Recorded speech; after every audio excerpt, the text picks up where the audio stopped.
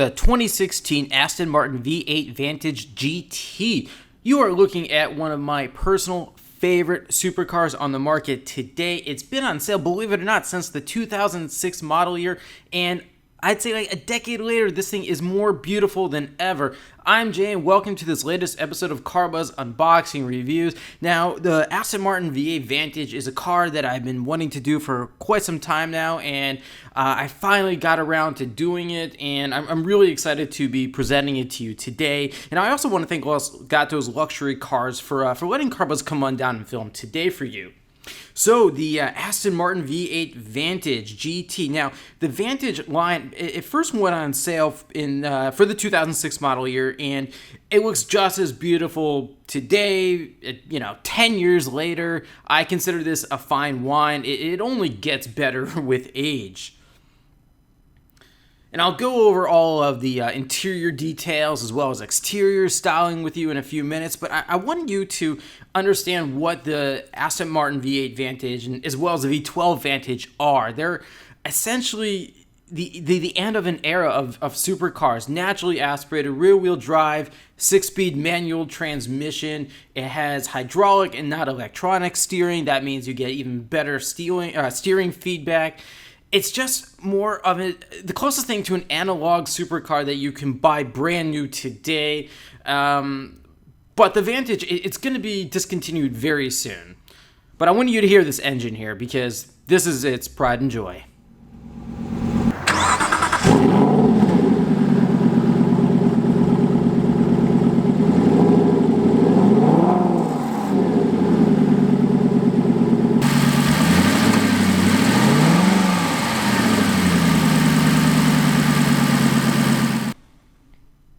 Oh man, I could listen to the sound of that engine all day. It's got a sport exhaust. It sounds spectacular. It is a symphony. Performance 0 to 60 miles per hour in 4.6 seconds. Top speed 190 miles per hour. Naturally aspirated 4.7 liter V8 engine. Spectacular. Even today's Aston Martin DB11, that is now turbocharged twin turbo V12. Yeah, it's a V12, but just something about, there's no replacement for displacement. It's that simple. And this is the GT Vantage, meaning it has this kind of cool exterior color scheme. It's painted Mariana blue. It's got 19-inch alloys, lower front bumper finished in carbon fiber. Rear splitter combines with the extended deck lid to provide increased downforce at speed. And even the side sills are taken from the V12 Vantage S. And yes, the V12 Vantage S has a 5.9-liter V12 with 565 horsepower and 457 pound-feet of torque. And it was the same engine that was used in the now discontinued DB9. The V12 Vantage, that's just a bonkers car. But the V8 Vantage is maybe a little more doable for those who don't want to drive bonkers and, of course, a heavier car. But just look at it from the side here. This car's proportions are perfect. I don't think there is a more beautiful car on sale for the past 10 years. This is it in my book. And I reviewed a lot of cars, as you can see on the Car Buzz Unboxing YouTube channel. This is my favorite exterior design-wise, hands down. Notice the red brake calipers. They actually cost an extra $1,595. The black vein front grille, that's an extra $750. The GT graphics pack, that's $3,190. You have the full-length piano black fascia trim for an extra about $1,600 there. Now, I can understand how the contrasting colors here may not be suitable for everybody. Maybe they just want just a flat color throughout, and I get that. With the GT package here, you have a choice of 5 exterior colors with contrasting colors, and yeah, it's a bit polarizing, but on the other hand, it does allow buyers to make, their cars a little more personal to their tastes. Now, some of the other Vantage models that have been sold throughout the past decade, of course, you have the coupe that you see here, as well as the roadster, which it actually adds about 200 pounds to the overall weight. You had they later on developed the V8 Vantage S, which is a little bit more powerful. You had the GT3 Special Edition, of course, the V12 Vantage, the GT8, the GTS, and the V12 Zagato, which is just stunningly, achingly gorgeous as well.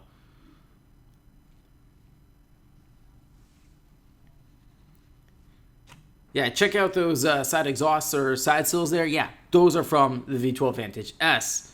Under the hood, what do you got here? Well, as I mentioned, naturally aspirated 4.7 liter V8, 430 horsepower at 7,300 RPM, and 361 pound-feet of torque. Now, this is a front mid-mounted engine, meaning, yeah, it's not entirely a mid-engine car, obviously, because there's no side air vents here, but the engine is pushed back towards the cockpit a bit more just for better weight distribution.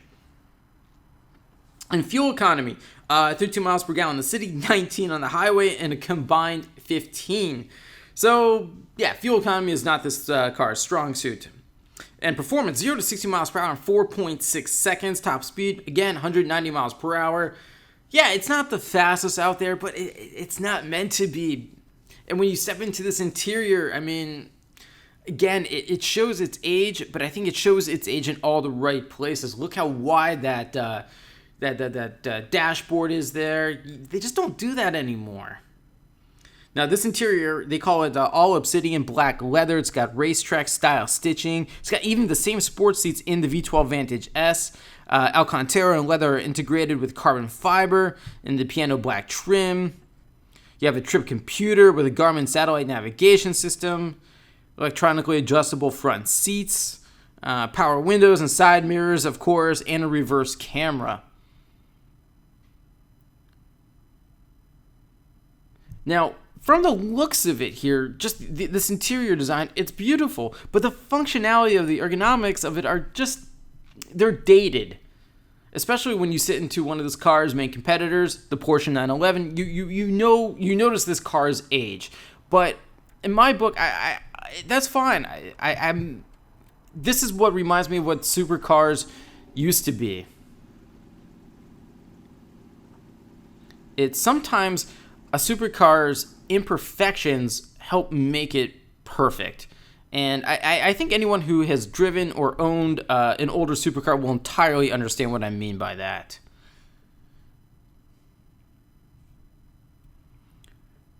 And because this has been on the market for 10 years, Aston Martin has updated it throughout. It has an integrated iPod and USB. It's got not quite Aston Martin's latest version of its own infotainment system, but the previous generation of it. It's got some other additional extras, heated front seats for $750, this piano black trim package that costs an extra $2,270, but I think it's worth it. It's beautiful. Auto-dimming interior rear view mirror for $295, and a $2,000 technology pack. So yeah, this is the infotainment screen here. And yeah, as you can tell just by the graphics, the color clarity of it, and its overall size, yeah, you can see this is a bit dated. But I think, again, that's okay. I would not buy an Aston Martin V8 Vantage GT or any of the others for its infotainment system. I'd be buying it for its naturally aspirated V8, the way it sounds, its looks. In fact, I don't even care if it had an infotainment system at all. This is about just pure driving fun. And speaking of it, how does it drive? Well, it's just got a beautifully tuned chassis. The ride is firm with communicative steering. Again, it's hydraulic steering, not electric steering, which actually hurts feedback. Ask any Audi owner about that; they'll understand. But it's just not the easiest thing to handle in day-to-day driving. It doesn't behave as nicely as, say, a brand new Porsche 911, just because, well, it's a decade old. This car it's a little more hardcore, and it wants to play on the track, and I really recommend you oblige. Yeah, look at that navigation system. It's just, it looks old. Use a paper map. It'll just be easier. And some of the buttons here, yeah, they're pretty. It looks good, but it's just sometimes when you're looking for something, the buttons I think are a little too small while you're driving. But again, it's no deal breaker whatsoever. Again, the imperfections make this car more perfect, in my opinion. So let's talk some safety here. Now, of course, you have driver and passenger front airbags, front head and thorax airbags, a tire pressure monitoring system, four-wheel ventilated disc brakes with an ABS system, electronic brake force distribution, dynamic stability control, emergency brake assist, hydraulic brake assist, hill start assist, and automatic headlights and wipers. Now, you can turn some of those driving assist systems off on the track, but be prepared. That's all I have to say. Do you notice that how you press the button there and the glove box opens? I don't like that. To me, that's just one more thing that could potentially break in the future, and any type of small repair or large repair on an Aston Martin is not going to be cheap. I think just having a standard glove box there would have been preferable, but again, no big deal. And notice all that carbon fiber around the gearbox there. Now, Aston Martin, just like any great British coach building company, such as Rolls-Royce, Bentley, they take a lot of pride in craftsmanship here. And they choose, like, for an example, the most supple leathers for the upholstery as possible. A lot of that is all hand stitching, and you feel the quality everywhere you go. Point being, there's no cheap plastics or fake carbon fiber. No. Quite the opposite. And you have that, well, kind of pathetic driver information screen and the gauge cluster right there. Again, this car is aged, but I'll let it pass. Because I really don't care, because I'm not going to be looking at the gauge cluster. I'm going to be looking at the road in front of me. So what's some of the competition here? Well, again, you have the Porsche 911. Specifically, I'm thinking the 911 GTS, as well as the Dodge Viper, which is going to be discontinued very soon, sadly, as well as the Chevrolet Corvette Stingray and other C7 alternatives, such as the Z06 and the new Grand Sport. Now, all those, again, with the exception of the 911, obviously, are front-engined, just like this one here. It's a little hard to place the Vantage against competitors today because really the rest of its competition has been updated or completely redesigned in the past decade, whereas the V8 Vantage here has just sort of remained the same. Notice the GT embroidery in the up in the front seats there. Just all the little bits there are really cool, and I do like where the placement for the controls for the seats are located, as opposed to being on the door itself. I don't know, I just think it's cool. A little different, I'd say.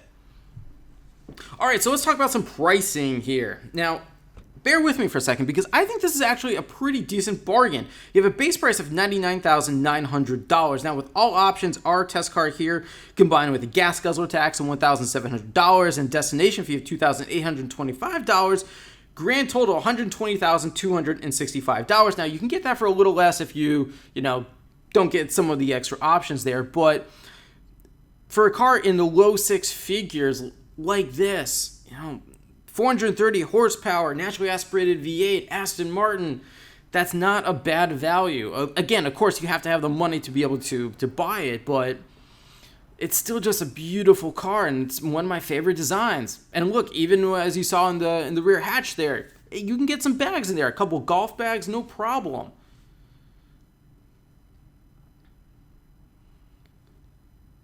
And this front end design, it's just pure Aston Martin. If you notice that front grille there, some people have even claimed that Ford has ripped that front grille design right off from Aston Martin and put it on the Focus, for an example. And yeah, I would agree. Aston Martin had this grille design first. Notice that LED light strip there in the front headlights. Again, that's another update Aston Martin did. Oh, just such a beautiful car. These 19-inch wheels, front and rear. Just stunning.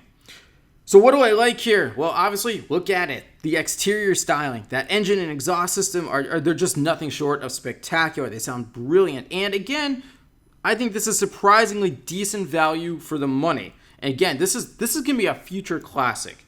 Now, what don't I like? Well, the interior is kind of dated, and I don't like that. I think the center console and dashboard, they're nice and wide. They look good, but in practice, they're not always the easiest to work with. And the other thing I don't like is, well, I don't own one of these, if you can consider that.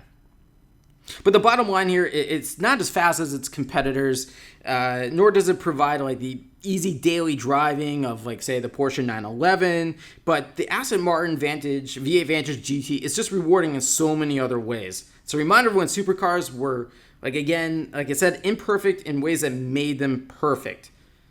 Like, one example, this doesn't have a whole lot of sound deadening material inside. That way, you hear the road in that engine.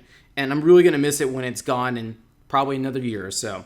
But I'm out of time for today, everyone. Thanks for watching. Any more questions for me, just leave in the comment section below, and be sure to check out my next unboxing review. So I'll see you all next time.